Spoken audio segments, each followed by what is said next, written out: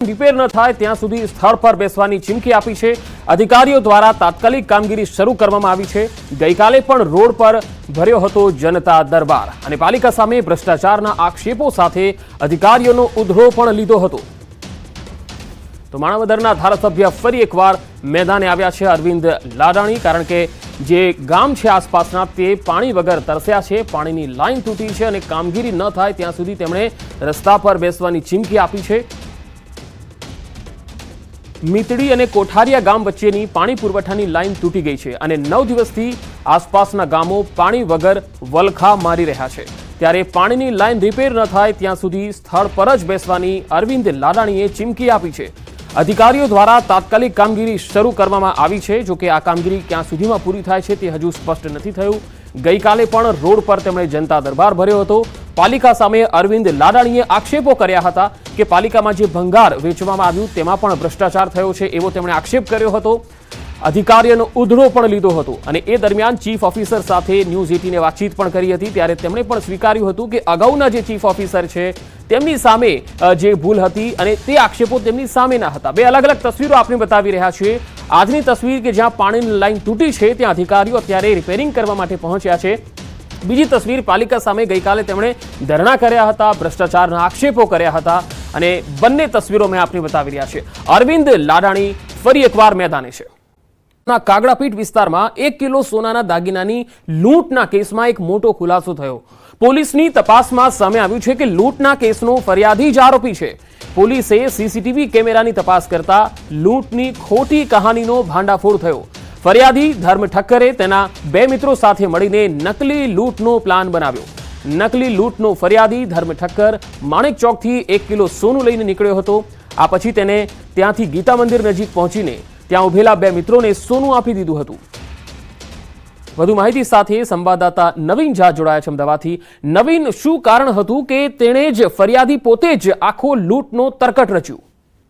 પંકજ, ફરિયાદી જે હતો ધરમ ઠક્કર, તે માણેક ચોકથી સોનું લઈને નીકળ્યો હતો અને તે અસરફી જ્વેલર્સમાં નોકરી કરતો હતો। તે જ્વેલર્સના દુકાને આ સોનું પહોંચાડવાનું હતું, પરંતુ તેને રૂપિયાની જરૂરિયાત હતી। હવે તેને રૂપિયાની કેમ જરૂરિયાત તેની પૂછપરછ પોલીસ દ્વારા કરવામાં આવી રહી છે, પરંતુ જે પ્રાથમિક તપાસમાં સામે આવ્યું છે કે આરોપી ધરમ ઠક્કરને રૂપિયાની જરૂરિયાત હોવાથી તેને 2 મિત્રોને સાથે રાખી અને તે પ્લાન મુજબ તે નીકળશે અને ત્યારબાદ તેને લૂંટી લેવામાં આવે એ પ્રકારનું તરકટ રચ્યા બાદ તેને પોતે લૂંટની ઘટનાને અંજામ આપ્યો મિત્રો સાથે અને ત્યારબાદ પોલીસે જાણ કરી છે।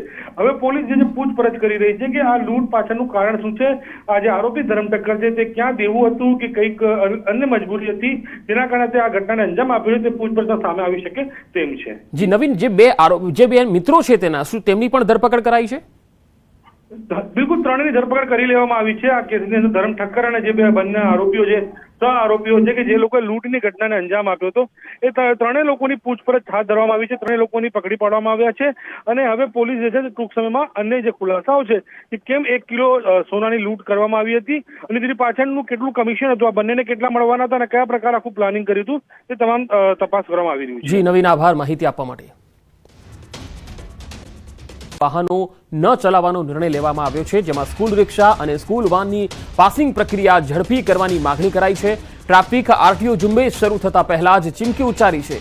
અમદાવાદ સહિત રાજ્યભરની રિક્ષા અને સ્કૂલ વેન ચાલકોની બેઠકમાં આ નિર્ણય કરવામાં આવ્યો છે। તો મંગળવારથી સ્કૂલ વાહન ચાલકો નહીં ચલાવવાનો નિર્ણય કરાયો છે।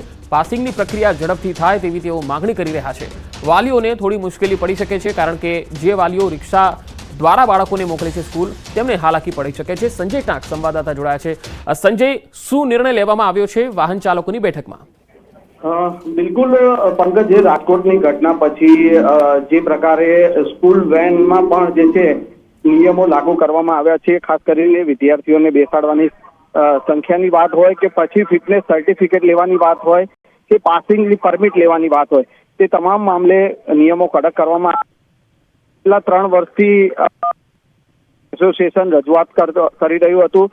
કોરોનાના 2 વર્ષ સુધી સ્કૂલો બંધ હતી, પરંતુ છેલ્લા 1 વર્ષથી તેઓએ આ તેજ કરી હતી કે તેઓની જે સ્કૂલ વેન છે તે તેઓને પરમિટ આપવામાં આવે, તેઓને ફિટનેસ સર્ટિફિકેટ આપવામાં આવે, પરંતુ તેમ છતાં પણ ક્યાંક ને ક્યાંક જે છે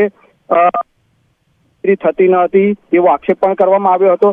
અને અત્યારે જ્યારે અમદાવાદમાં 15,000 જેટલી સ્કૂલ વેન છે અને રાજ્યમાં 50,000 જેટલા સ્કૂલ વર્ધીના વાહનો છે, અને તેવામાં અમદાવાદમાં માત્ર 800 જેટલા વાહનોને જ હજુ પરમિટ મળી છે અને 18 તારીખથી જ્યારે આરટીઓ તંત્ર આ સમગ્ર મામલે ઝુંબેશ ચલાવવાનું છે અને જેમની પાસિંગ નહીં હોય, જેમને પરમિટ નહીં હોય, તો તેવાના જે વાહનો જપ્ત કરવાની વાત છે તે પ્રકારની ઝુંબેશ ચલાવવાની છે. તે પહેલા જ સ્કૂલ વર્ધી એસોસિએશને નિર્ણય લીધો છે કે 18 તારીખથી તેઓ જે છે એ સ્કૂલ વેન જે છે નહીં ચલાવવાનો જે છે નિર્ણય કરવામાં આવ્યો છે. જી સંજય, આભાર માહિતી આપવા માટે. તો મંગળવારથી સ્કૂલ વાહન ચાલકોએ વાહનો નહીં દોડાવવાનો નિર્ણય કર્યો છે, કારણ કે આ પાસિંગની પ્રક્રિયા ખૂબ જ ધીમી છે. જ્યાં સુધી આરટીઓ તેને પૂરી ન કરે ત્યાં સુધી તેઓ ગાડી નહીં દોડાવે.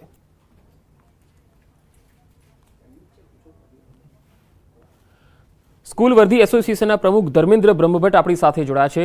ધર્મેન્દ્રભાઈ, જે બેઠક મળી છે તેમાં વિસ્તારથી શું નિર્ણય લેવાયા અને શું કારણ છે કે મંગળવારથી સ્કૂલ વાહન ચાલકો નહીં દોડાવે?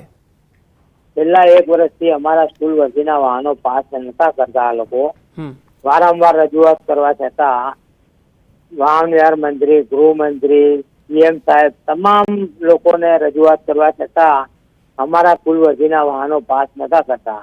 અને જ્યારથી રાજકોટનો બનાવ બન્યો છે ત્યારથી છેલ્લા અઠવાડિયાથી એ લોકોએ સ્કૂલ વર્ધીનું પરમિટ આપવાનું ચાલુ કર્યું, પણ એમાં હજી ડોક્યુમેન્ટ કોઈના આપ્યા નથી. 700 થી 800 ગાડીઓના ડોક્યુમેન્ટ આપ્યા નથી. અને મંગળવારથી એ લોકોએ અમને એવું જણાવેલું કે તમારા ઉપર વાહન ચેકિંગ, અમે તમારા વાહનોનું ચેકિંગ કરવાના છીએ.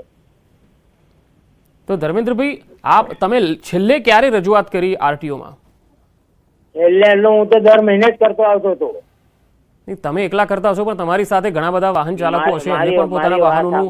મારે અમદાવાદ સ્કૂલ વર્ધી એસોસિએશન, હું આખા ગુજરાતનું મારી સાથે જ છે. અને હું જે નિર્ણય લઉં એ લોકો મારા જોડે જ હોય છે, મારા સાથી મિત્રો છે બધા. અને હમણાં છેલ્લે હું કમસે કમ ઇલેક્શનના રિઝલ્ટના બીજા કે ત્રીજા દિવસે કે રિઝલ્ટનું હતું એને એ સમયમાં જ હું આપણા વાહન કમિશનર સાહેબને મળવા ગયો તો સાહેબ તો મળતા નહીં કોઈ દિવસ, એટલા બીજી હોય છે કે સાહેબ મળતા નથી. ધક્કા ખાઈને આપણે પાછા જવું પડે. એમને એક બેનને સોંપી દીધા મારા આગળ. બેનને એવું કીધું કે તમારે જે તમારી રજૂઆત હોય એમને કહી દો. તો મારે એ વખતે મેં કીધું કે અમને આ જે 4 મુદ્દા છે નડે છે અમારા વાહનોના, તો તમે એનો અમને નિકાલ કરી આપો જેથી કરીને અમારા વાહનો કાયદેસર થઈ જાય. તો શું કીધું? તો એમને એવું અમને જણાવ્યું કે અમે તમને આ તમારી રજૂઆત અમે ઉપર જણાવીએ છીએ અને જેમ મને જલ્દી તમારો નિકાલ આવે એવું કરી આપીશું. પણ એ વાતને બી આજે 15 દિવસ થઈ ગયા, હજી સુધી કોઈ અમારો નિકાલ આવ્યો નથી. ને હવે મંગળવારથી વાહન વ્યવહાર સીએમ જેસીપી સાહેબ અને ટ્રાફિકના ડીસીપી સાહેબ ને હું મળવા ગયો. સાહેબ હવે અમારો શું રસ્તો? તો એમને કીધું જો મંગળવારથી તો અમારું ચેકિંગ, સરપ્રાઇઝ ચેકિંગ થવાનું જ છે. બરાબર છે, તમારા વાહનોનું અમારે સરપ્રાઇઝ ચેકિંગ કરવાનું છે. હવે તમારે કાયદેસર બધું કરાવી દેવું પડશે. અમે કીધું અમે કરાવવા માંગીએ છીએ પણ અમે કોઈ મુદત આપતું નથી. હવે એક વાહન કરાવવામાં 50,000 રૂપિયાનો ખર્ચો થાય છે. વેકેશન ગયે ને 4 દાડા બી નથી ગયા. હવે માણસના જોડે 50,000 એટલે અત્યારના જમાનામાં બહુ મોટી રકમ. ધર્મેન્દ્રભાઈ, એક વાહન માટે 50,000 કેવી રીતે ખર્ચો થાય? હવે 33,000 નો ઇન્સ્યોરન્સ લેવો પડે. મારી વાત સાંભળજો. પછી સીએફ પાસિંગ થાય, બાળકોનું પરમિટ થાય, અમારે એફિડેવિટ કરાવવી પડે, પેલા પટ્ટા લગાવવા પડે, સ્કૂલ વાનના પટ્ટા લગાવવા પડે. અને જે બધું એનું જે આરટીઓની પ્રોસેસ છે ને, બાકીનો અન્ય ખર્ચ એમાં જાય. જી ધર્મેન્દ્રભાઈ, આભાર અમારી સાથે જોડાવા માટે. તો આ એક મુદ્દો છે જે હજુ લટકતો છે. આરટીઓ આમાં ધ્યાન આપે એ ખૂબ જરૂરી છે.